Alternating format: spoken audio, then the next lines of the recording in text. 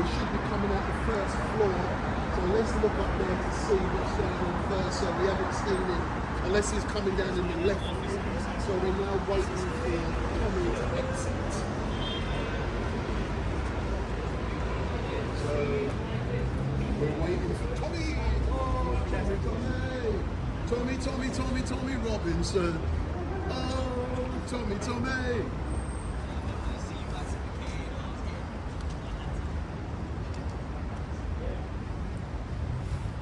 So people are now exiting. Yes. Here we go. Here they all come now. Comes two seats. So in a few moments, Tommy Robinson should be exiting. So make sure. So I've got my.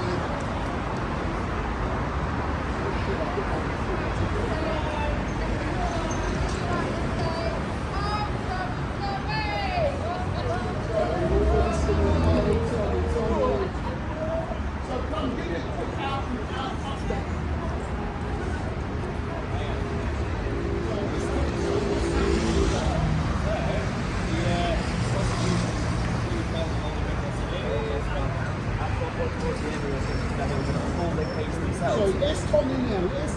Robinson. No. But the judge decided that we have enough, and he's going to be making tomorrow morning. He's just going to announce no more witnesses. They're going to continue, but by giving the verdict. And but it seems like the prosecution did quite badly with every single witness. And we were a little bit surprised that they continued, because they were supposed to pull the case themselves. But I think someone from the government told them to keep going, and that's why we're going to have to wait till 10:30 a.m. tomorrow. We've got to wait till 10:30. They're doing that because they know I can't be here. No, they mentioned because they don't want him to go to St. George's thing. They want to ensure that his bail conditions stay the same, so they can't stay to in London tonight or tomorrow. So he's got to leave. Yeah, I get it. They kick him out. Excellent. So Stan, if you step forward, sir. If you step forward. So you've now been down here with Tommy. What's it like to you for you to be in court, to listen to the evidence? But when Tommy comes under the courtroom, what's it like for you? Well, what evidence? What evidence? Signatures, failure of signatures, wrong dates, wrong times. You know, not authorised. There's no evidence in that court today. No. So if there is no evidence being presented in the court today, what the hell has the Crown prosecution been doing when they said there was sufficient evidence for reasonable suspect? So the Crown Prosecution Service asked for a slight intermission. They walked out. And they were saying, and when he came back, he said, "We've got to push on." He said, "We've got to push on." So they're presenting nothing. It's a nothing burger. So why do you believe the CPS has to push on? Is that because there's a possibility that a president could be set by the outcome today? Absolutely. And don't forget, us journalists, that's what they're aiming for, because if they don't convict him now, then they're after us. I hear you, but I'm waiting for Tommy to come downstairs now. So tell us about what you are aware could be happening in London tomorrow, because it's St. George. Forget Tommy, it's St. George's Day tomorrow, so what could be happening tomorrow? We don't know, we're from Voice of Wales.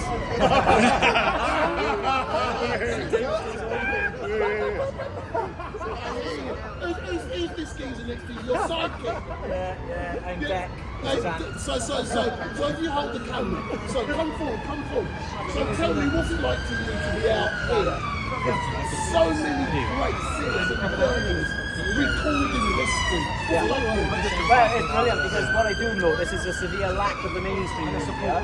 The mainstream media were in court, and the inspector and sergeant would throw themselves under the bus, close their box, close their laptops, put their pen down, and they refused to report that part. But it's interesting seeing everybody here who are citizen journalists, and they are the ones who tend to care about what's going on, because remember, what restrictions he's going to try and have put on you here is going to affect every single person here who does class himself as a citizen journalist. So this is going to set a good precedent in law for all citizen journalists, I'd say. Would you? Absolutely correct. Absolutely. What is currently happening? Because I was assuming Tommy would be coming down with you. So is he having a private discussion with you? Yeah, so he's meeting now with his KC and his assistant. So everyone in there was expecting a verdict now. You know, they went out, they came back, gave closing arguments, and they was expecting a verdict. The judge even said himself that the evidence that the CPS have given is not credible. You can't look at it. So when the judge then says, I'm going to have to think about this and go away and come back tomorrow, it's a little bit disappointing, isn't it? Yeah, I'd have thought that he'd have thrown it under the bus. There was nothing there. Like I say, it was a nothing burger. Yeah. Isn't today a great demonstration of how brilliant the criminal justice system of this great country really is? Because Tommy has had his day in court. Yeah. Do you know what? Like I said it upstairs, if every single arrest that was made was scrutinised and the policies that the police use was put under a microscope, there'd be a very few amount of arrests that have been made that are lawful. Going by what we've heard in there, by senior people, trainers, inspectors, who do not know simple policy, Home Office policy, you know, College of Policing policy, and they're giving instructions to people and they don't even know the policies. They're not following the policies. Isn't that good?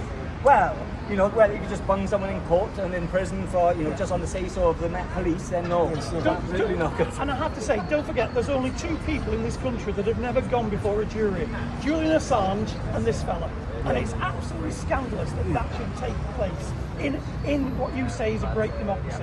This is not a democracy. And why do you think Julian and also, you know, Tommy has never been before a jury? Is it that a jury is more likely to find someone like Julian and also Tommy not guilty? You yourself have been around Tommy a lot and you've seen the reception he gets, and everyone here has seen the reception he gets wherever he goes. That is why Tommy won't get a jury, because that's the reception he'll get. You know, a judge, you've got to remember, these circuits, the judge, the court system, it's all set up and rigged. You know, like you've got the barristers who want to be a judge, so they're not going to be off the judge because he's going to nominate them to be a judge. So they all got their nose so far up each other's backside that they do not care what happens to people who are just being dragged through the system and having their lives absolutely ruined. Whereas a jury would look at this and say, it'd open their eyes. It'd say, well, hang, this goes on in court. You know, that would open their eyes, wouldn't it? I think. Absolutely correct. Yeah. Again, the playing to the, you know, the playing, the elite. All of this is just the rot of it. Excellent stuff. But all I can say, gentlemen, you've come all the way from Wales. And thank you very much for giving Street Mike this opportunity. I love you. Unfortunately, regardless, I'm not going to be here tomorrow. Right. I can't be. So all of these other journalists have to fill the void. Well, just remember on Twitter or X @VOWaysOfficial. They've been flying on Twitter at the moment. I know there's a couple of other people doing it, but if you go into Twitter, VOWaysOfficial, everything is on there from today and tomorrow. Excellent stuff. Big up. Thanks a lot, man. Excellent, man. So as we can hear, we're waiting currently for Tommy to exit from.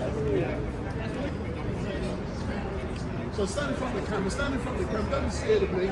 So, Ivan, do it on the side then, do it on the side. So you've been inside of the court. What's it been like for you to be upstairs listening to the evidence?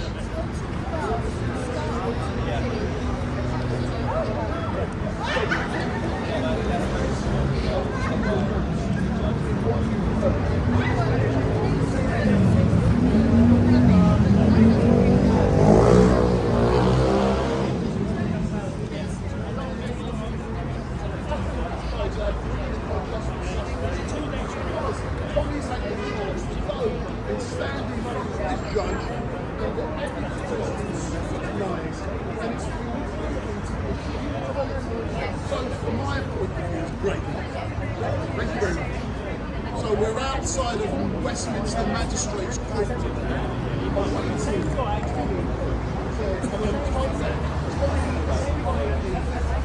Discussion. Here's Tommy Robinson now. So here he is now. So he's now coming out of the court now. So let me. So he's just about to exit the court now. Is everybody going to start So cheering let's and going hear mad, are they? what What's has going to happen? transpired. Yeah, everybody cheer, go mad. Get everybody going mad. Show. Oh, Tommy!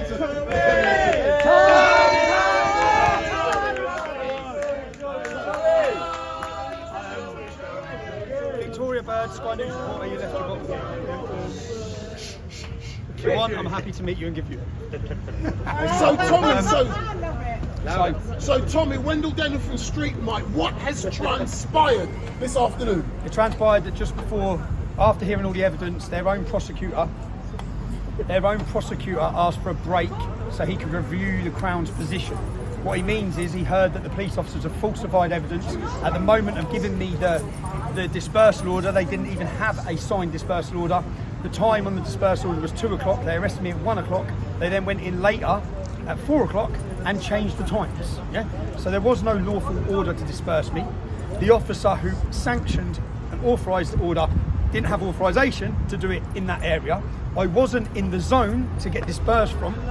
Every single thing they done unlawfully and illegally. Yeah, they're meant to take into account my rights as a journalist. That they took no accounts. The officer's words were "so what." Yeah, when I mentioned it, they are meant to give you legal time to leave from the time of me apparently receiving the order, which they didn't even read out properly. They're meant to say that you have a right to challenge the order if you believe you have a reason why you shouldn't have to leave. Yeah, he didn't say that at all. He just left that totally out because they knew I was trying to put across my right that I'm a journalist and I'm at work. They're not allowed to legally give an order to someone who's a journalist and at work. Yeah, so they failed on 5 or 6 legal points today. But so we've asked the case to be dismissed. At 10:30 in the morning, the judge will make the decision if there's even evidence. Yeah. So if he says there is evidence and there was a lawful order, then we continue with the trial where I give evidence, where my witness gives evidence, where we show, which we proved today. At no point, every police officer, you heard the officer in his evidence said, one of them said, well, I lost my body cam footage. The other officer said, oh, mine was deleted over. The reason why they don't want the body cam footage is because then you'll have the audio of what they were saying and what I was saying, yeah? All I was saying is I need my car keys, which again is a reasonable excuse for me not to leave, which I didn't even say I wasn't leaving. What I kept saying is, I need my colleague, yeah? He needs to come with me. If you're going to escort me out of here, my car's over there, he's got my car keys, how can I leave? You can't just walk me down the road, my car's there. So all of this has been deleted, there is no footage, which again, I think the Met Police have just exposed themselves as corrupt, as liars, as believing they are above the law themselves. The actions, we've all seen two-tier policing. It's been a total embarrassment and humiliation to the whole country. Everyone now knows the things I spoke about 13 years ago. When I first started my activism, I spoke about two-tier policing. When I first wrote a leaflet, dated 2004, I talked about how whites and blacks are being racially and religiously targeted in Luton Town by Islamic gangs, and the police do nothing. How we, when I say we, whites and blacks get treated with iron fists, yeah, by the police. A certain community is given exemptions. What we've seen with the protests is everyone in the country has witnessed those exemptions that they're given. They've witnessed the way that they're policed in comparison to other communities of police. So the whole country now knows what I saw. I saw it because I'm from the town of Luton. I've seen the police pander to them, as we've seen the Metropolitan Police pander to them. These problems, the reason why grooming gangs were allowed to happen is because the police were scared of them. It's not just grooming gangs they let happen, they literally let every crime go along. 55,000 girls, female genitally mutilated with not one single prosecution in this country. That crime carries 14 years in prison. No one was prosecuted. There are exemptions across the board because we have a police force which is intimidated by an Islamic extremist community. That's what we're seeing. So I've gone off on one there, but I'm in court. I think tomorrow I should have my name cleared. I want to say a thank you to every single person who supported me. Whenever I walk in there, even if I go to jail, I know I'm not alone. I know there's an army of people supporting me. Everywhere I walk in the street, people shake my hand. I don't get grief anymore. I used to get a lot of grief. I used to get a lot of abuse. It doesn't happen anymore. I think there's been a mass awakening in the last 12 months, certainly since October the 7th, in this country and across the Western world. So I just want to say thank you, because my QC which is Alistair Williamson, was unbelievable. Yeah, anyone who sat in there saw how good he was. Tana, who is my solicitor from Carson K, they've been brilliant throughout this. But I never would have had the opportunity to have that legal team if it wasn't for you supporting my case. I hope I get justice tomorrow. I hope I get a win, and I hope you get a win because you've supported me for so long. So I hope really we do get justice and we can celebrate it on St George's Day. Could there ever be? Do you know? When I was sitting, when they were doing the dates and they were mentioning through the dates, I text my solicitor saying 23rd of April, yeah? I text my solicitor, she looked at me and then she said, oh, can we, and she went 22nd, 23rd, and then they agreed it. And I text her saying, you just got my trial on St George's Day. the verdict is going to be on St George's Day. She just looked up, I was laughing, thought the judge ain't got a clue what the 23rd of April is. None of them have got a clue what it is. But it's our national day. It's our national day to celebrate our identity, celebrate who we are, without any shame either, to celebrate it and be proud of it. So yeah, thank you again, man, because I actually had a very entertaining day there. I just watched police officer after police officer get tied in knots for their lies, their corruption. How can anyone who's watched the video and then listened to what the police officer's statement said, it's like swinging my arms violently, acting aggressively. It's like, what are you talking about? What are you on about? The video shows I didn't. It's not like you can lie. There's videos.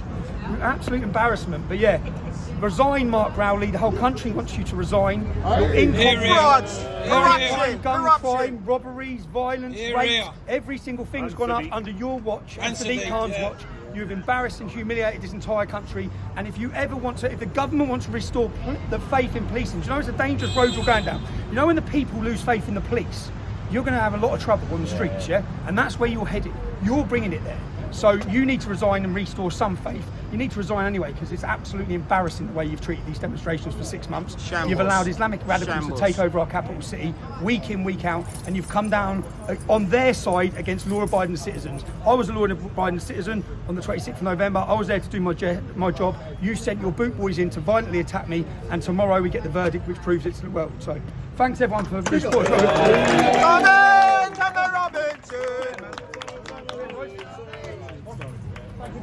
What do you think? Oh, Tommy! Don't make